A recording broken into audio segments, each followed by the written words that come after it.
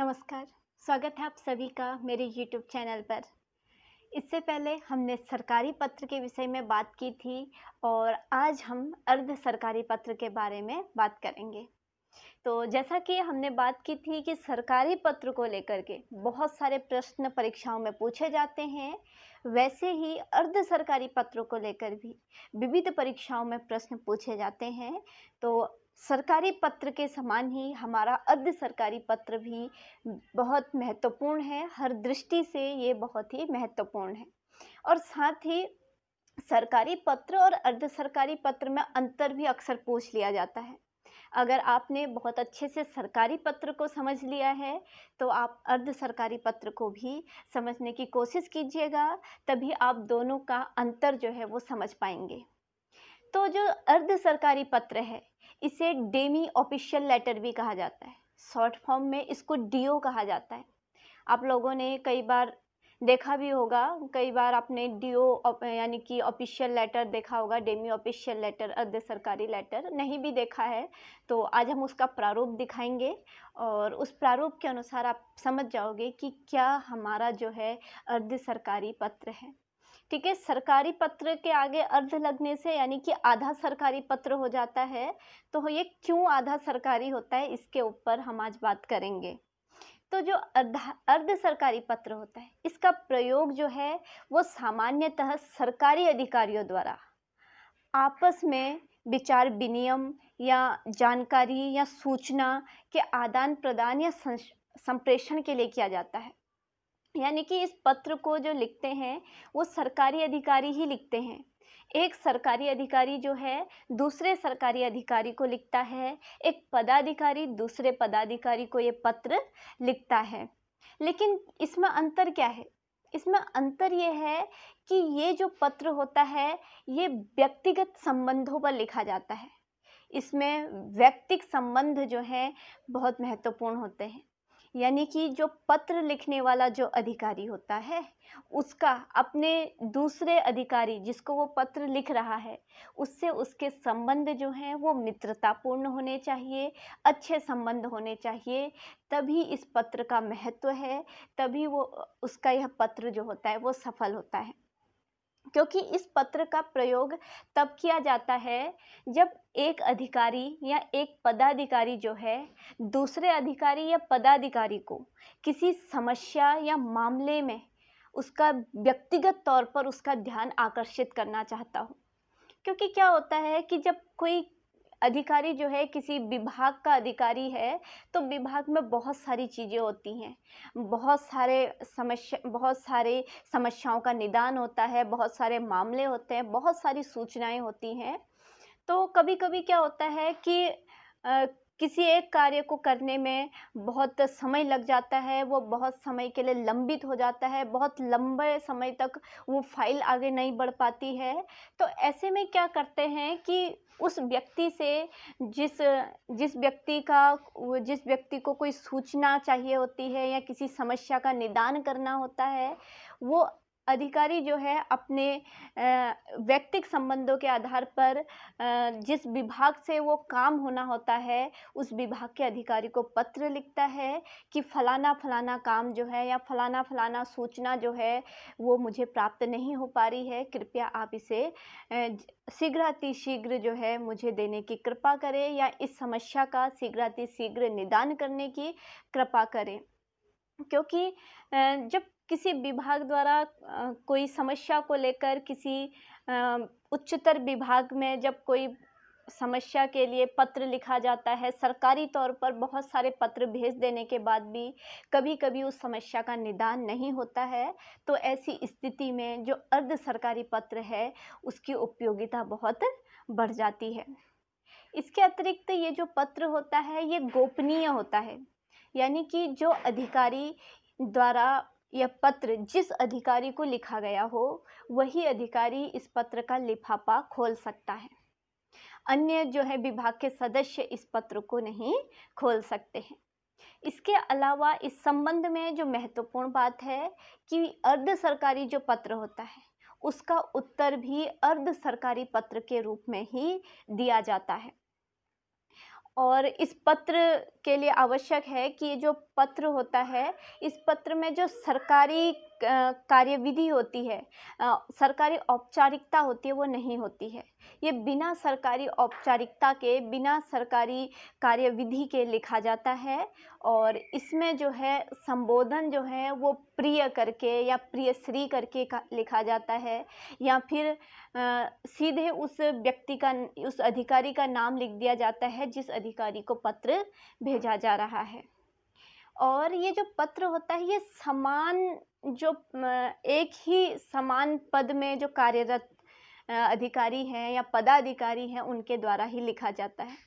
यानी कि कहने का मतलब ये है कि एक चतुर्थ श्रेणी का जो कर्मचारी है, वो एक जिला अधिकारी को जो है पत्र नहीं लिख सकता है।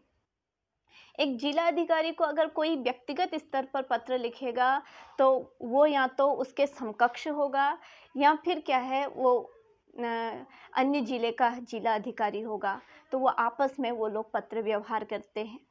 या जैसे हो सकता है कि एक विभाग का जो अधिकारी है, कभी कभी ऐसे काम पड़ते हैं, मान लीजिए कि पुलिस विभाग का जो अधिकारी है, उसको जो है जिलाधिकारी पत्र लिख रहे हैं, तो इस तरीके के एक बराबर, मतलब लगभग जो है उनकी समान पद वाले वो होने चाहिए या समकक्ष होने चाहिए, तभी ये पत्र जो हैं लिखे जाते हैं।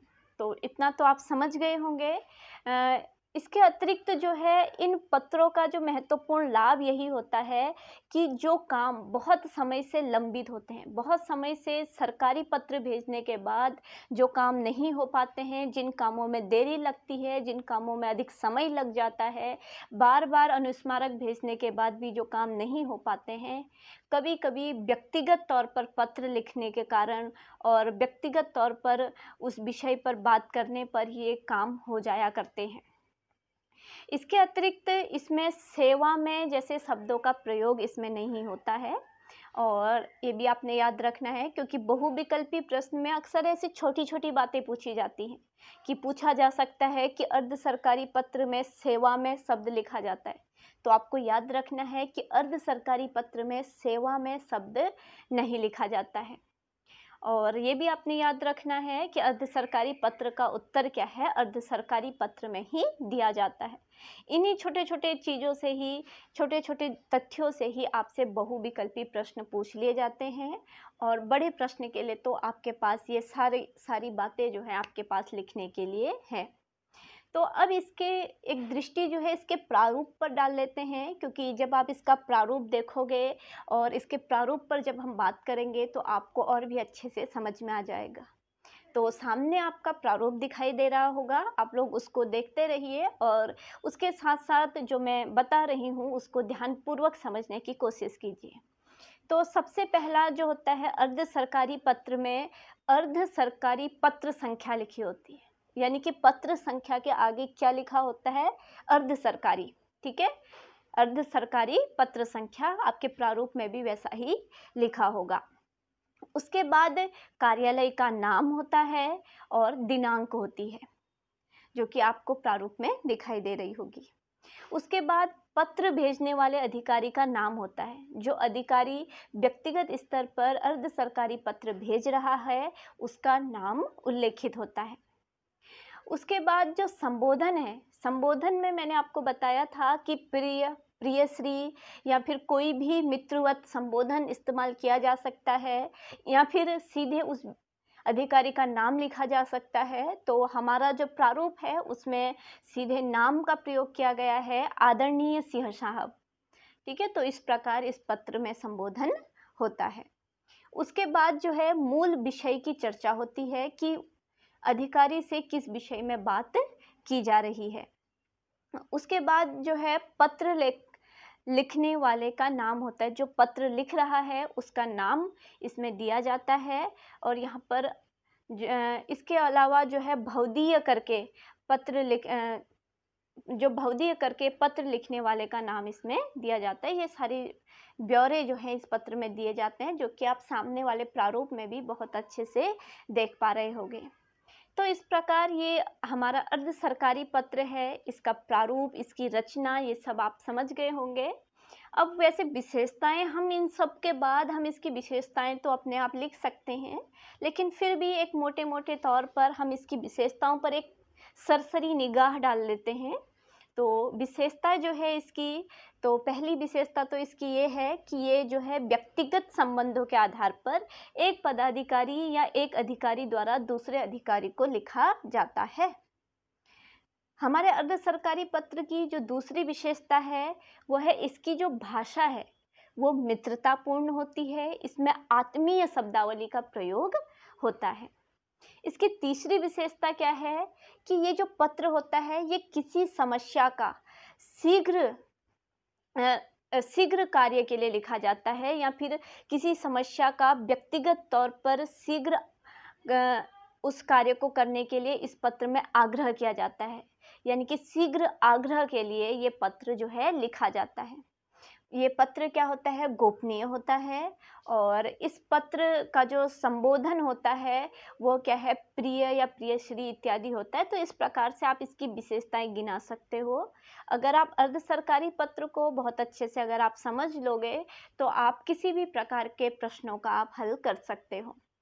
अगर आपको ये प्रश्न पूछा जाता है कि सरकारी और अर्ध सरकारी पत्र में क्या अंतर होता है, तो अब आप अर्ध सरकारी और सरकारी पत्र में अंतर भी कर सकते हैं, क्योंकि जो सरकारी पत्र होते हैं वो क्या होते हैं, सरकारी कामकाज के लिए औपचारिक रूप से लिखे जाते हैं, और जो अर्ध सरकारी पत्र होते हैं उनको भी लिखने वाले कौन होते हैं, सरकारी अधिकारी या सरकारी पदाधिकारी होते हैं, लेकिन जो है वो व्यक्तिक आधार पर लिखे जाते हैं। ठीक है, तो इसके अलावा जो होते हैं संबोधन दोनों में अलग अलग होते हैं, और लिखने का जो प्रारूप होता है वो दोनों का अलग अलग होता है, उत्तर देने की प्रक्रिया अलग अलग होती है, काम करने का आग्रह अलग अलग होता है। तो ये सारी चीज़ें दोनों की अलग अलग होती हैं। इन आधार पर आप इन दोनों की का अंतर भी आप कर सकते हैं। तो मुझे लगता है आप लोग सरकारी और अर्ध सरकारी पत्र दोनों अच्छे से समझ गए होंगे।